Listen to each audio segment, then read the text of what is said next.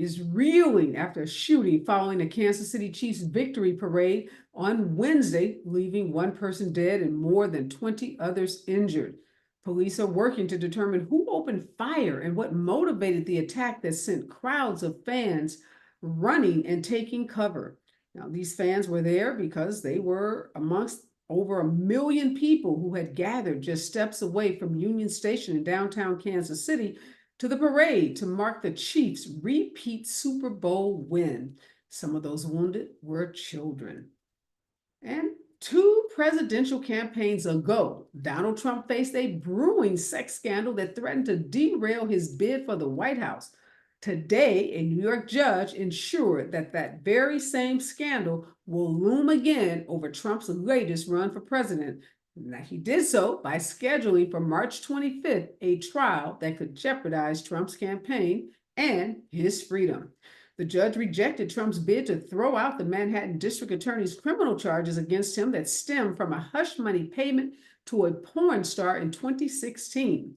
By setting the trial date for next month, the judge cleared the way for the first prosecution ever of a former American president. Now, this is ever in the nation's history. Now, this is ensuring that Trump will face at least one jury before Election Day.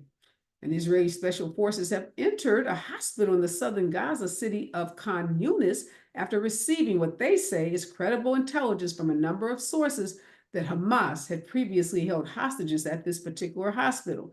Now, this move comes a day after hundreds of civilians were forced by Israeli forces to leave the hospital, which they had been using as a shelter.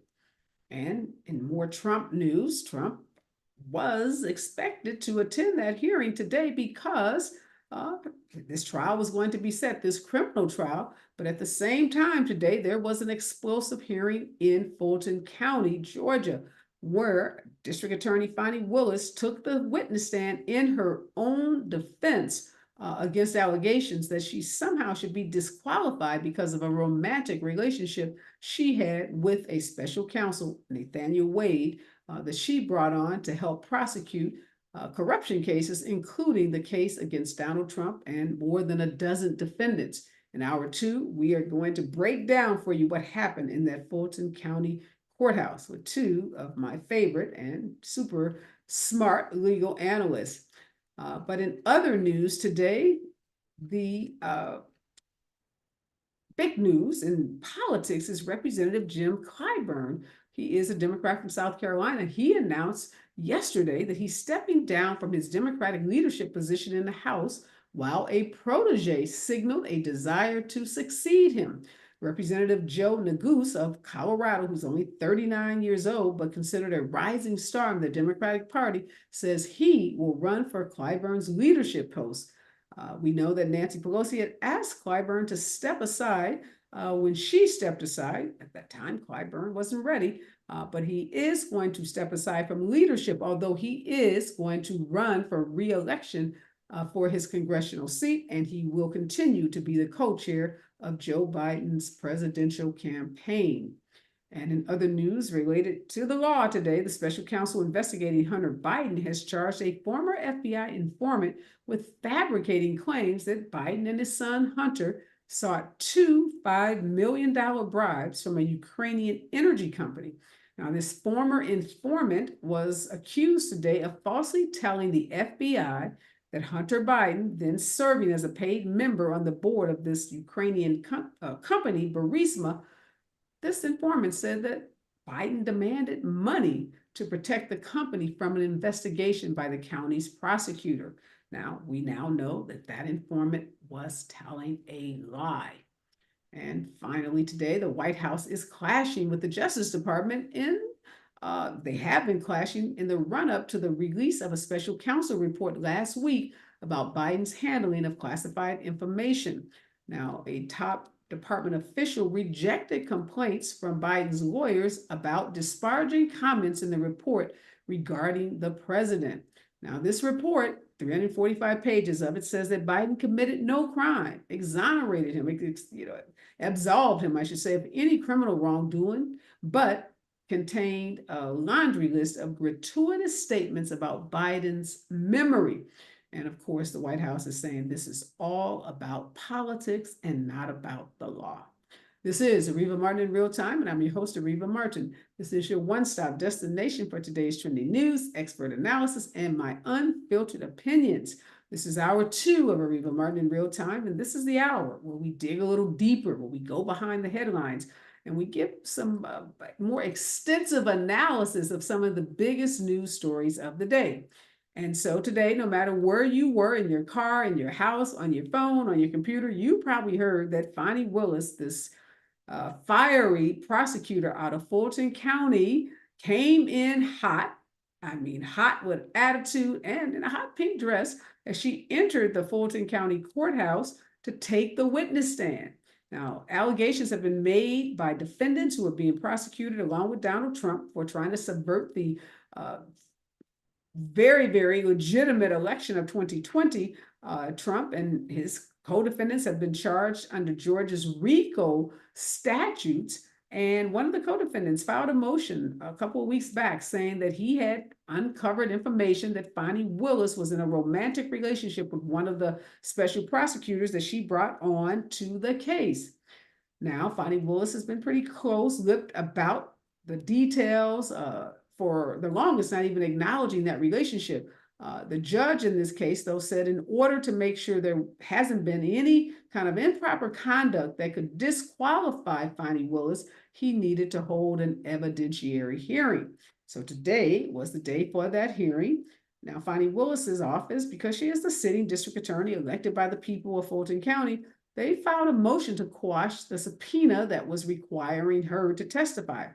So after the defense had called Nathaniel Wade, who is the man who had the relationship with Fani Willis, they were prepared to call their next witness, and the prosecuting attorneys was prepared to argue before the court why that witness should not be Fani Willis. Seems like the judge was going with the prosecutor and probably was not going to force Fani Willis to testify. But Fani Willis had something else in mind. She knew that Mr. Wade's testimony had concluded, and she assumed that she would be the next witness called. So she ran down to that courthouse and walked in, and over the best advice of her lawyers, she decided to take the witness stand. And boy, did she provide some riveting testimony.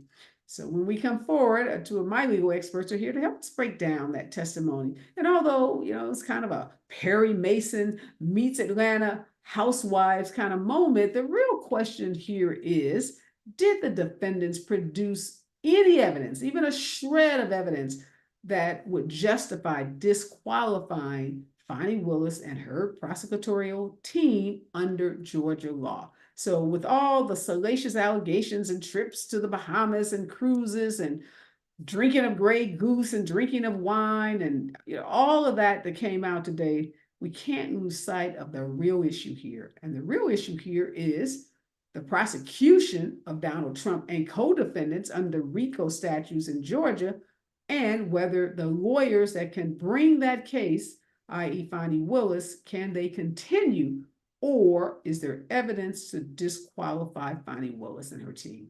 So we're going to end all the speculation and answer all of your questions when we come forward with two of the best lawyers in the business. So stay with us. KBLA Talk 1580. You're listening to Areva Martin in real time on KBLA Talk 1580. 5 minutes, King. At KBLA Talk 1580, we believe that caring for the community means caring about the climate. You might have heard that we announced a pretty bold 12-month, $2 million campaign to do 4 things: increase climate literacy, turn up the volume on communities of color in the climate conversation, connect everyday people with the resources they need to survive and thrive, and highlight frontline climate justice crusaders of color throughout this year. KBLA Talk 1580 will be bringing you insightful interviews on all of our shows to help raise your climate IQ. Each quarter this year, we will also be hosting free climate events in various communities throughout the city with food, fun, and forward-thinking conversations. Thanks to partners like LADWP, Metro, Caltrans, the Sierra Club, the California Community Foundation, the California Endowment, AQMD, MWD, and more. You'll also be hearing more about a couple of national town halls broadcasting live from Los Angeles, to which you will be invited. And we'll be rolling out a robust social media campaign on all our platforms, as well as an outdoor media campaign, all designed to educate, enlighten, and empower you in our fight for climate justice. Caring about the community means caring about the climate. At KBLA Talk 1580, we believe that we really can change the world if we care enough, we care enough, we care enough, we care enough. The thing no one tells you about periods is that your flow changes every day, and so should your tampon size. Tampax has 5 absorbencies to match your changing flow. If it hurts to remove, go down a size. If it leaks, go up a size. Only Tampax has a leak guard braid to help give you up to 100% leak and odor-free protection. All-day comfort and protection for under $5 a month. Based on average U.S. consumer usage at manufacturer suggested price. However, pricing is at the sole discretion of the retailer. Excludes 8 You still thinking job change in the new year? Yeah, I need something that's in high demand and more stable in this economy. IT? Yeah, cybersecurity, maybe even AI. That's what I did. Really? How? Went to My Computer Career. You don't need any prior experience, and you could start your new career in a matter of months. A lot of IT pros go to school there too to level up. Sweet. Are classes online or on campus? Both. Wow, I'll check it out. Thanks. Make this your year. Take the free career evaluation now at mycomputercareer.edu. Financial aid is available for qualified students, including the GS. You got me! The galaxy is safe once again. In the pretend universe, kids play with pretend guns. In the real world, it's up to us to make sure they don't get their hands on a real gun. If you have a gun in the house, keep it locked, unloaded, and stored separately from ammunition. Safe gun storage saves lives. Learn how to make your home safer at endfamilyfire.org. That's endfamilyfire.org. Brought to you by End Family Fire, Brady, and the Ad Council.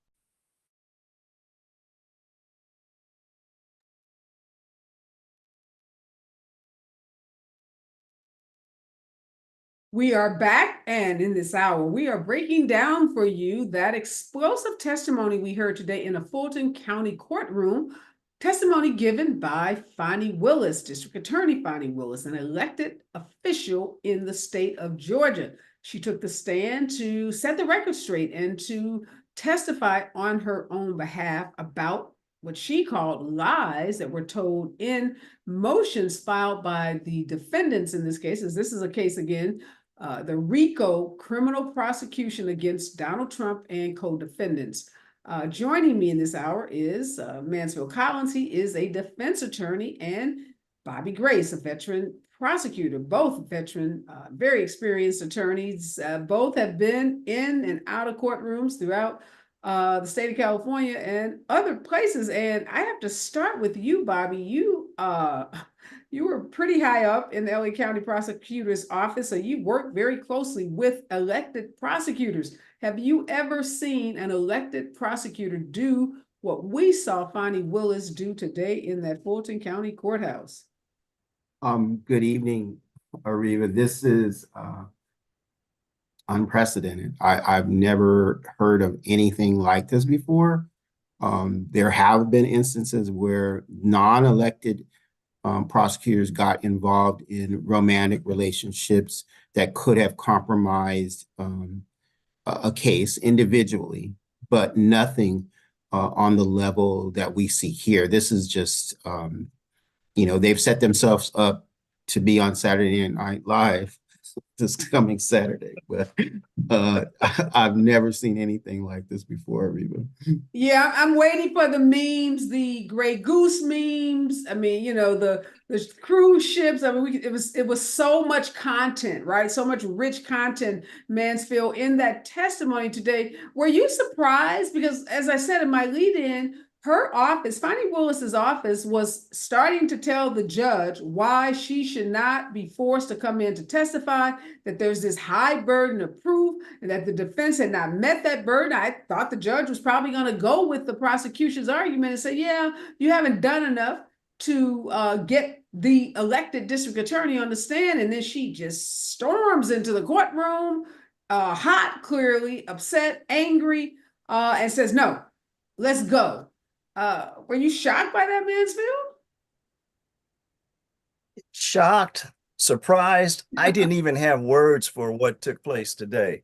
When I saw Fani walk into the courtroom and dismiss and wave off her attorney, the district attorney handling the motion this morning, I said, oh boy, she's really upset.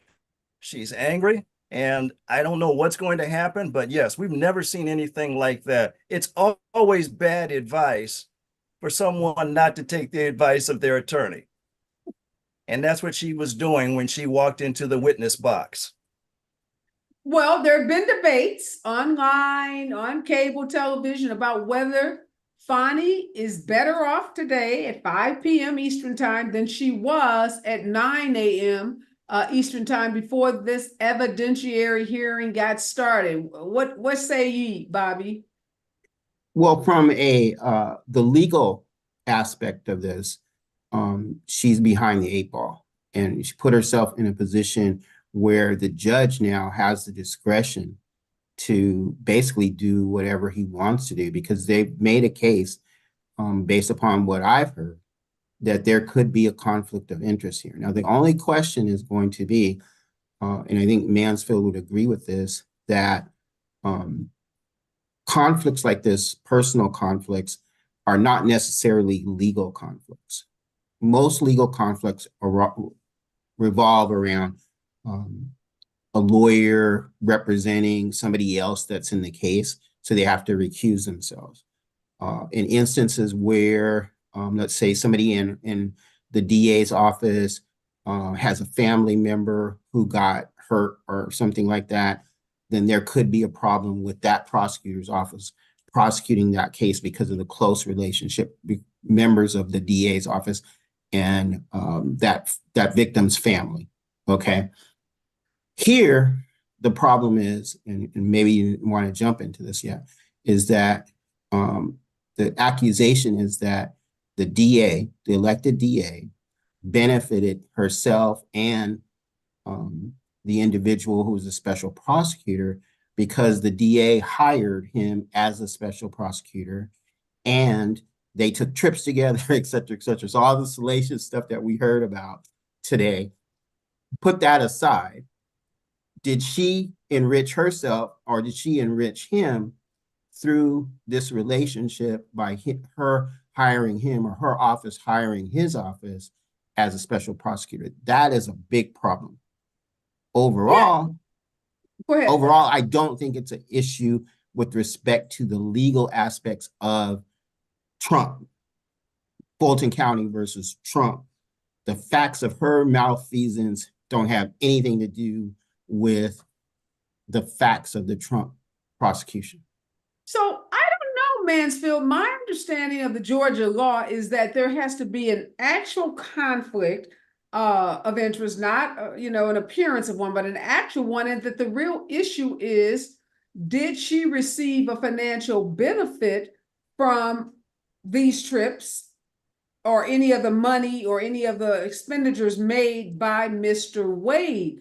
And if she can prove, as she testified today, her testimony is evidence, Wade's testimony is evidence, and then we know there's going to be another witness to come in on this money issue, that he didn't give her any gift. He may have paid for it on his credit card, but she paid him back in cash. Doesn't that end the inquiry unless defendants can come in and disprove that fact? Yes, in an evidentiary hearing, that's the way the evidence would flow. Yes, she would testify and they would have to come up with evidence that supports a different account of the factual evidence that she's testifying to. In this context, the conflict of interest has to result in a determination that her conduct now creates a finding that she has lost her impartiality and she has a bias in going forward in this prosecution against these defendants. Now, Fani Willis has already been disqualified in one prior case involving defendants related to an election interference case. She was disqualified because she was investigating the Lieutenant Governor, Burt Jones, who was one of the defendants in another election interfering case. And at the same time, she supported a candidate running against him in a re-election campaign and held a fundraiser for that candidate. The judge in that case, which may be instrumental in what the judge does in this case, the judge in that case found that at stake in the case like this is the public's confidence in the defendants receiving a fair trial without any bias or any impartiality at all. So Areva, yes, you're supposed to have an actual conflict, but I'm not sure if in terms of the facts of this particular case, because of the public interest involved and because you're going after a former president of the United States, I'm not sure if that standard is going to be heightened or lowered in order to make sure the public walks away with confidence that the proceedings are being conducted fairly and impartially. So I'm not sure if the same standard is going to be applied in this case in the final analysis. But if the same standard is applied, and I want to look this up to make sure I have it right. It says under Georgia's law, a conflict of interest occurs only when the prosecutor's conflicting loyalties could prejudice the defendant, leading, for example, to an improper conviction. So what are the allegations that, where's the prejudice here?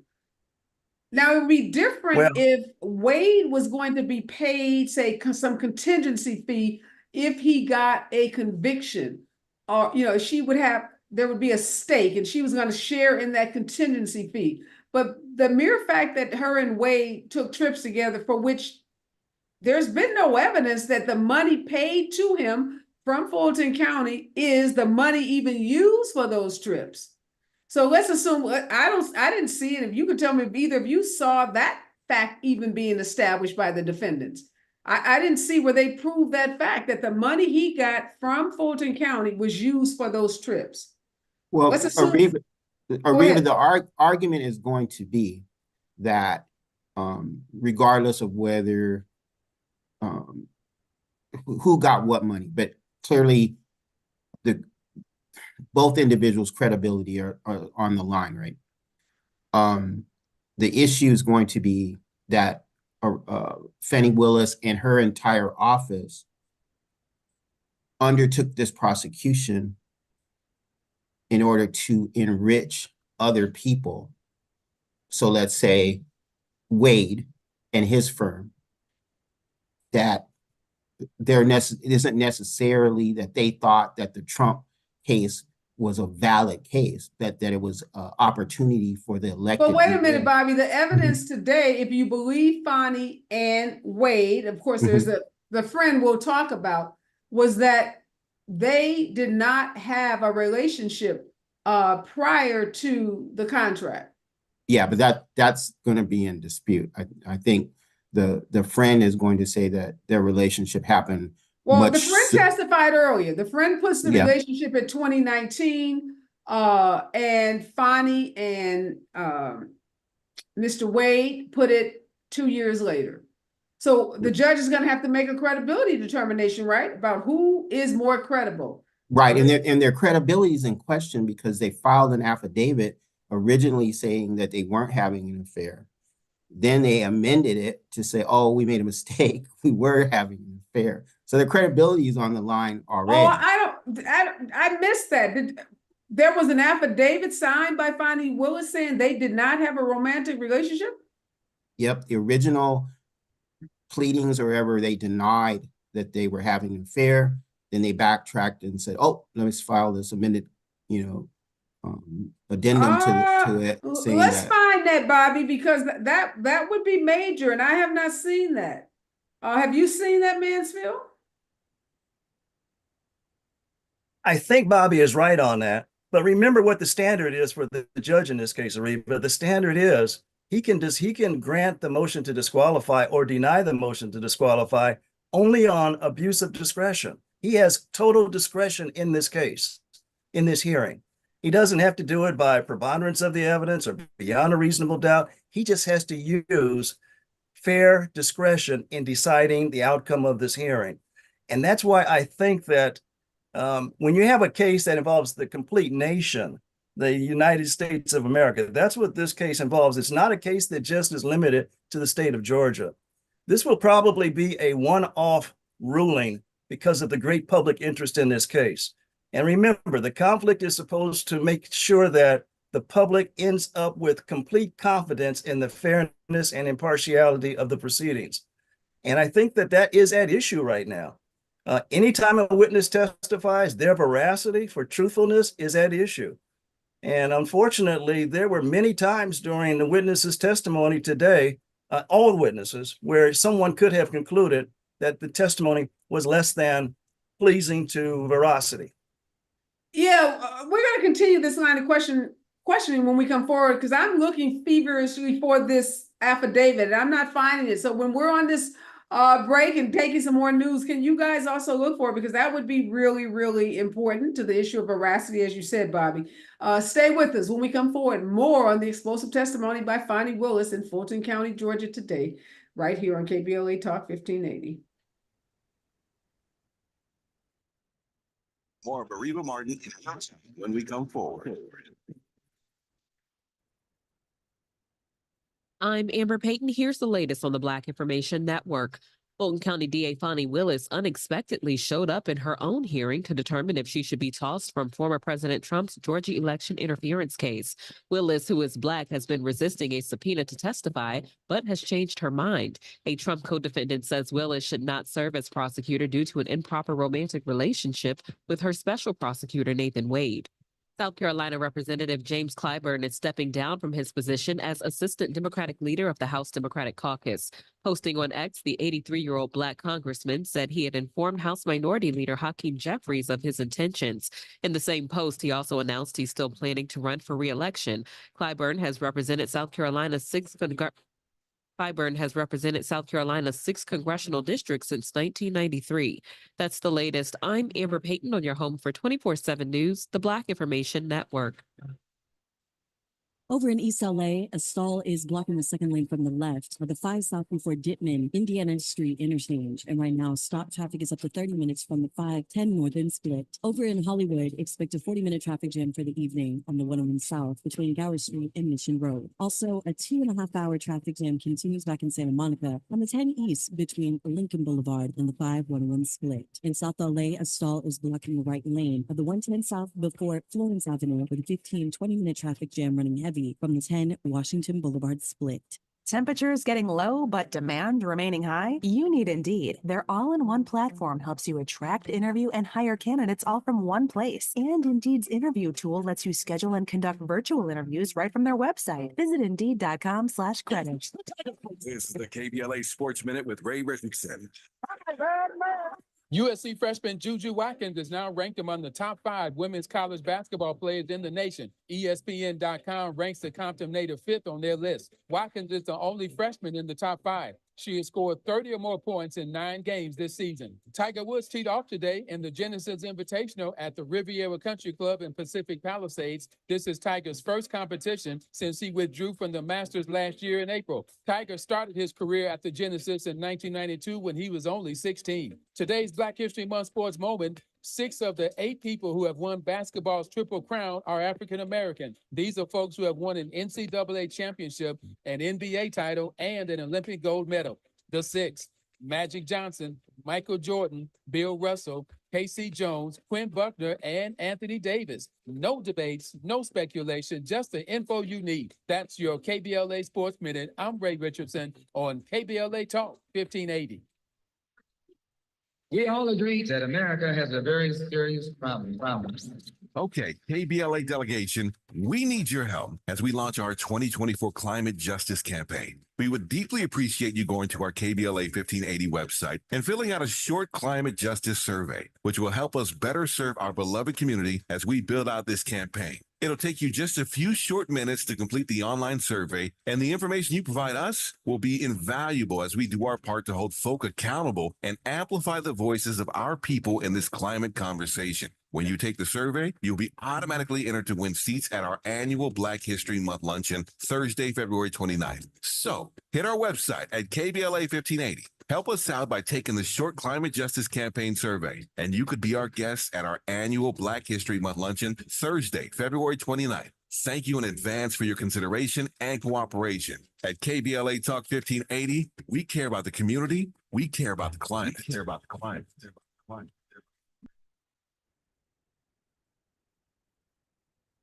Art tells a story, your story, and inspires others in your community to do the same. This Black History Month, AARP is celebrating the undeniable impact and contributions of Black art and artists everywhere. We're thrilled to celebrate these creators over 50. Through their work and persistence, they make society a better place by bringing us all closer together. Learn more at aarp.org/Black community. Climate justice, climate resilience. By any other name, we demand environmental justice in 2024. We're KBLA Talk 1580, and we don't black down. KBLA Talk 1580. KBLA Talk 1580 believes in community empowerment. LA's 99 neighborhood councils form the grassroots level of the Los Angeles city government. The system was created to connect LA's diverse communities to City Hall. While neighborhood council board members are volunteers, they are also public officials elected to office by the members of their community. Neighborhood councils advocate on issues like homelessness, housing, land use, emergency preparedness, public safety, parks, transportation, and sustainability. They also provide local expertise on the delivery of city services to their various communities. Neighborhood councils are open to participation by anyone who is a part of the fabric of daily life in said community. This includes those who live, work, or own property or a business. If you are interested in stepping up to join your local neighborhood council, visit www.empowerla.org. That's empowerla.org. It's time to think globally, but act locally. This is a community call to action from KBLA Talk 1580.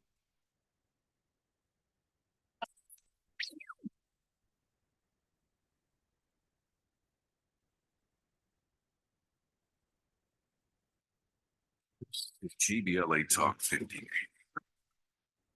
Talk radio. That's music to your ears. We're unapologetically progressive.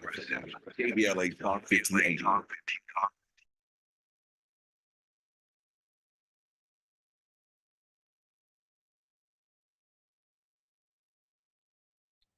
We are back, and in this hour, Bobby Grace, veteran prosecutor, and Mansfield Collins, veteran defense attorney, are joining me as we're breaking down the explosive testimony of Fonnie Willis in that Fulton County courthouse today. She took the witness stand by the surprise, or basically surprising everyone, including her own team, to defend herself and to fight back against these allegations that somehow she has benefited financially because Nathaniel Wade, a special prosecutor, was hired and is now a part of the prosecution of Donald Trump and others on RICO charges. So I know, Bobby, you believe that there was an affidavit that contradicted the relationship, and I'm not finding it. My producer isn't finding it. In fact, what I'm finding is that Wade, what the pundits are saying, that their papers are saying, is that Wade stuck to his earlier claim in a sworn affidavit that his romantic relationship began in early 2022, and that they split travel and vacation expenses. So now, I could be wrong on that point. I'm trying to find it too.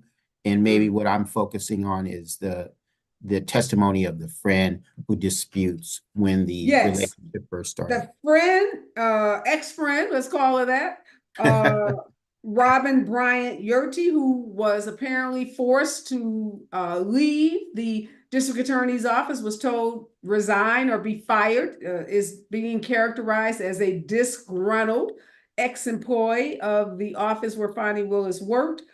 She said she had no doubt that they began their affair in 2019, shortly after they met at a judicial conference. And she went on to say that that Fonnie Willis told her in 2020 and 21 that she was dating Wade. And if her claim of that is true, that obviously predates the contract with Mr. Wade, and could give the defense an opportunity to argue that he was brought on to the case so that he could bill hours, that he could get paid the $600,000, and that she would benefit from it. But that's where the case is breaking down to me, Mansfield. It's a lot of smoke. It's a lot of speculation, a lot of gossip, a lot of salacious testimony, but I didn't see anything yet. And the defense says they have 2 more witnesses that can disprove. Now, they tried to suggest that Fani and Wade were lying because they says, well, you don't have any receipts, you don't have any Cash App, documentation, you don't have any bank receipts, suggesting that either they're lying about her paying him back in cash or that they purposely use cash to avoid having any kind of paper trail. But that's not evidence. Those are going to be arguments, Mansfield. The judge is going to have to decide, where's the evidence that Fani Willis benefited from this relationship with Mr. Wade? What do you expect these next 2 witnesses for the defense to be like? Who are they? What are they going to say? Well, I do agree that the testimony of the former friend of Fani Willis was completely not credible. I do believe that her testimony will not establish that they had a pre-existing relationship, romantic relationship. I think her observations were that she saw them kissing and she saw them hugging. I don't think that that is evidence of a romantic relationship. Many people do that and they aren't involved in a romantic relationship. That's a greeting for some people. And for others, it's just a way of saying hello or goodbye. My real concern with what happened today is that there were certain parts of the testimony that that could be viewed as when you call another lawyer a liar in court, that kind of testimony could be viewed as someone having an opinion about the entire case that's based on anger and hostility. And again, it gets back to my earlier statement that the judge may not follow the strict legal requirements of finding a conflict of interest in this case. If he was going to follow a strict legal analysis, Georgia law allows for married couples to be in the same case in a divorce case representing different parties, but it allows them to be in the same case and they are not disqualified. So if a married couple is not disqualified, it's hard to say that even if they were dating, that the courts would find that Fani Willis that Nathan Wade should be disqualified and the entire DA's office should be disqualified. Tomorrow, the evidence is going to be, I expect the defense to come even harder tomorrow. It's one of the things that we hate to see as a defense attorney is for the case to go to the next day. We don't hate it. I'm sorry. The prosecution hates to see a case break when you could have gotten a witness perhaps off the stand, because now the defense, we can now regroup. We can get together more evidence overnight and come in very strong tomorrow. Tomorrow is probably going to be more sensational testimony from Fani Willis than today was. And then to hear that her father, she keeps promoting that her father is going to come in with a lot of testimony. I just think that it's going to be very interesting to hear it. It's going to be shocking. I'm just not sure how far it's going to move the judge one way or the other. I'm not sure how it's going to move the judge one way or the other. Okay, good point. Bobby, what do you expect Fani to do tomorrow? Because the way they started the case today was with the defense lawyers getting to take her in their case in chief. So they got to question her first. And you saw as the lawyers, as you got down to lawyer 5, lawyer 6, the judge's patience was wearing thin. He's like, move on, move on. That question's been asked. And that's what happens when you have a bunch of lawyers all asking the same questions. But tomorrow, Fani is back on the witness stand, and for all practical purposes, her lawyer gets to rehabilitate her. How is Fani going to deal with this ex-friend? She's already let us know that she said no good deed goes unpunished, so she obviously feels betrayed by this friend. Are we going to hear more about this woman, how she was fired, the fact that she's disgruntled, why she's not believable, as Mansfield just said?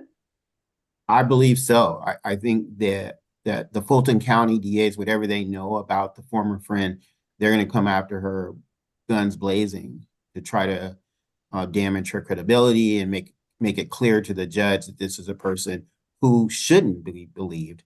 And as Mansfield points out, that's really how this whole thing is going to come down, is that they've given the opportunity for the judge on his own to determine the credibility of the people. and can now kind of swing either way he wants to go with respect to making a call as to the conflict, which is dangerous for the Fulton County DA's office. So I know you both feel like, Fonnie Willis took a big risk testifying on her own behalf, and that this judge, as you said, Mansfield, has got to weigh what to do in this case that has such larger implications, so much larger than this one prosecutor.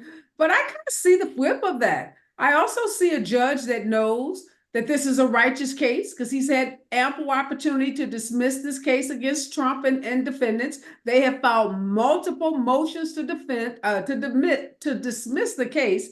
They've all been denied. So the judge knows that there's probable cause, that there's evidence to hold these men to account. Now, that doesn't mean they're convicted ultimately, but this is not a non-serious, non-meritorious case. So the judge also has to know if he disqualifies Fonnie Willis in her office in Georgia, this goes to some prosecutorial board that then gets to pick the next prosecutor. Now, you brought up that case where she has been disqualified. Guess what? No prosecutor has been assigned to that case. There's been delays, and that case may go away. So this judge also knows by disqualifying Fonnie Willis, there's a good chance that this case may never get into a courtroom again, that a new prosecutor comes on, has the complete discretion to look at the charges and say, I don't really see any crime here, and dismiss it.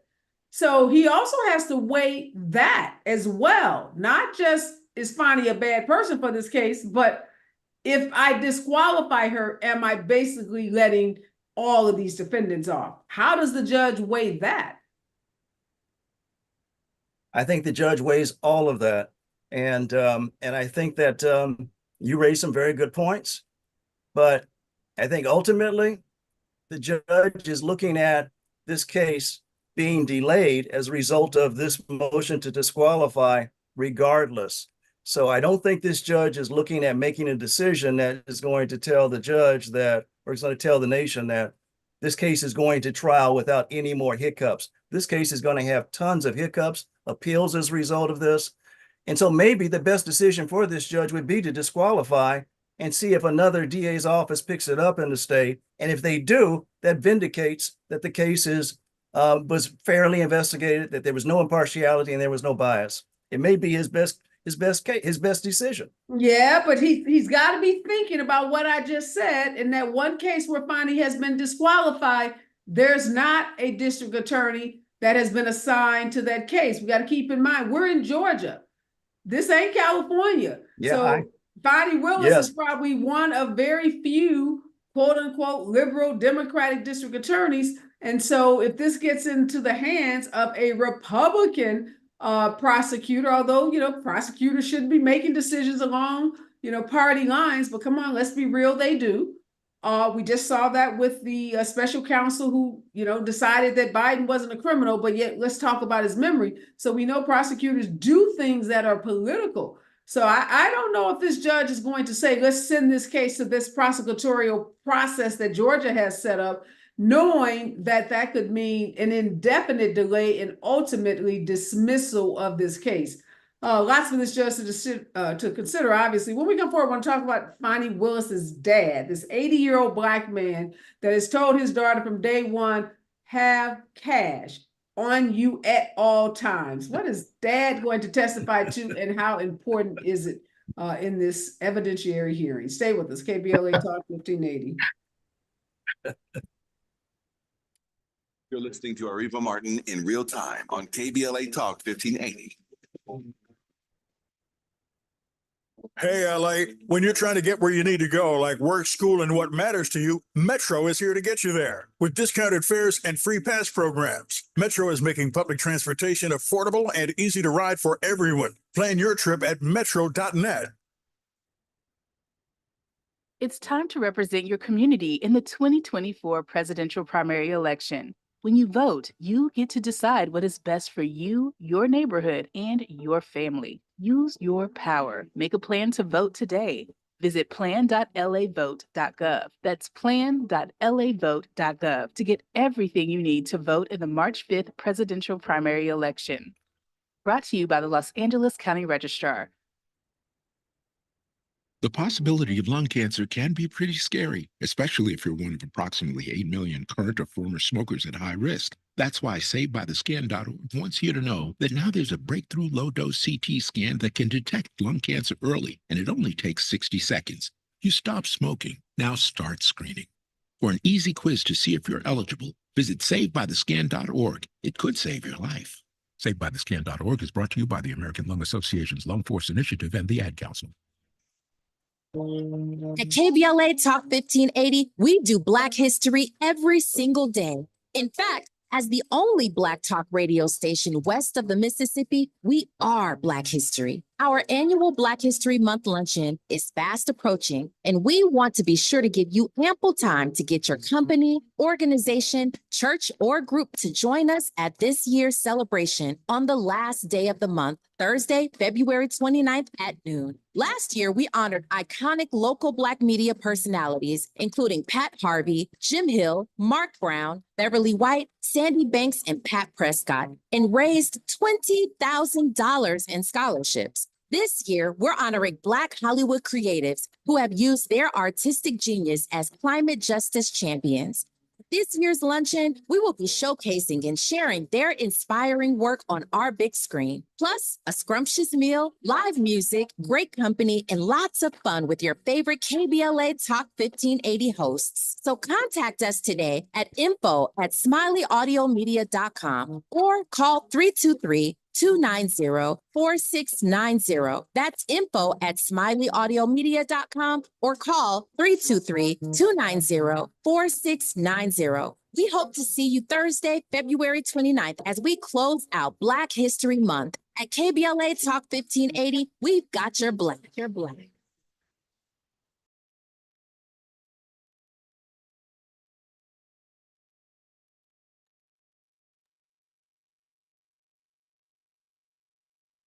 We talked about all the memes that are likely to come out of Fani Willis's testimony, including the one, I agree, that says a man is not a plan. He is a companion. I bet women all over the world were cracking up. And we shouldn't forget that she said Wade told her the only thing a woman can do for him is make him a sandwich. So apparently they had a lot of differences about what men and women should do for each other in relationships. He was apparently a very traditional man, wanted to do more for her, and she was a very stoic, independent woman whose dad had taught her, don't take anything from a man, pay your way. But, you know, on a serious note, nothing that happened today undercut the factual allegations against Trump, Rudy Giuliani, Mark Meadows, or the other GOP allies who have been accused of trying to overturn the 2020 election. This hearing, though, did shift the conversation away from those allegations and away from Trump's legal woes, for now, at least in the state of Georgia. But we can't forget that earlier today, a New York judge did set a trial date for Trump's historic first trial in the hush money criminal case. We know that's going to happen on March 25th. That news, though, was kind of washed away as Fani Willis, gave that jaw-dropping testimony that everybody now is talking about. And unlike New York federal courts or any federal courts, there are cameras in the courtroom. So we're getting to literally experience this in real time. Tomorrow, Fani is going to be back on the stand. She's going to continue her testimony. But also something else is going to happen big tomorrow in Donald Trump's legal woes. And we're expecting the New York judge who was presiding over his civil fraud case to issue his order and his decision in that case. And we know in that case, another Black prosecutor, Letitia James, Attorney General for the state of New York, has asked that judge to issue a $370 million fine against Trump and to basically bar Trump from operating his companies, including Trump Tower, in the state of New York. So no matter what happens to Fani Willis and Mr. Wade, Trump's legal woes, Mansfield, are not going away. They are going to just get worse and worse and worse. So whatever you know, he might be doing tonight, smiling about what he thinks was, I don't know, some kind of, you know, advantage today, will be quickly forgotten tomorrow, because if he gets hit with $370 million, and barred from doing business in New York, and we know these civil judgments, people say, well, he'll never pay it. Well, guess what? There's something called a bond. And you don't just get to walk away, file 100 million different appeals. You got to post a bond for, in the state of New York, for almost the same value of that judgment. That's what he has to do in E. Jean Carroll. So Donald Trump has issues, just to put it mildly. But let's talk about Dad. A couple minutes we have left, Mansfield. What is Fonnie Willis's poor 80-year-old Black father that didn't want to go out during COVID going to testify to when he takes the stand tomorrow or Tuesday? I anticipate he's going to try to testify to cover the romantic relationship between Fonnie and Nathan Wade, because he was at some point living with Fonnie Willis, or Willis at some point was staying with him. So I think part of his testimony is going to try to establish, no, he did not observe any romantic relationship during the relevant period of time. And I think the other area that's so intriguing is this area about cash money. I think he's going to testify that he told his daughter when she was growing up that a Black woman should always have 6 months of cash money on hand in the event, just for emergencies, rainy day fund. And I think there's some credibility to that. I think there is a lot of truthfulness to that. I'm not sure if the only question that we always have to look at is, will the judge believe it in its entirety? But I think those are the two areas that he will testify in. Well, let's put this in perspective, Bobby. If the judge determines on a factual basis, judges trier of fact, that Fonnie and Mr. Wade are not credible, he's basically saying an elected district attorney came into his courtroom and lied, put not only this case at risk, put her bar license, because lying to a court will get you disbarred, could get you charged with perjury, put her freedom, her bar license, her career at stake. And Wade, too, who was a former judge, municipal court judge, lawyer, also put his freedom, if he perjured himself, and his bar license and his career on the line. That's going to be a heavy lift, I think, for a judge, because he's going to have to make that factual determination, Bobby, right, that they are not credible. Well, Areva, you just made the argument for Fannie Willis's office, and certainly those are going to be all the things that they're going to point to and try to get the judge to weigh his decision on. But I think Mansfield is correct that credibility. This is all going to come down to credibility, and if the judge does not believe, substantial portions of Fannie Willis's testimony today, and which is a big reason why most lawyers would have told her not to take the stand, and her credibility would not have been on the line. But wait a minute, but Mansfield, it's not going to be as simple as that. If the judge determines that she lied, let's use the words that everybody understands, not credibility, but that she lied, it's not just disqualifying her from this case, is it?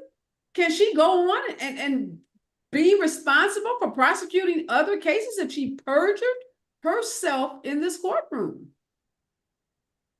Well, let's remember that regardless of the decision made by this judge, it's going to be appealed by either the district attorney's office. But let's make it clear. This judge saying that Fonnie lied is bigger than the disqualification decision in this case. That's true, Areva, but I'm not sure if he has to make that decision. Will say that, Mansfield will co-sign on this. Perjury is different than a credibility call. There are many witnesses that go into criminal court and a jury doesn't believe them or a judge doesn't believe them, but that doesn't necessarily mean that they lied.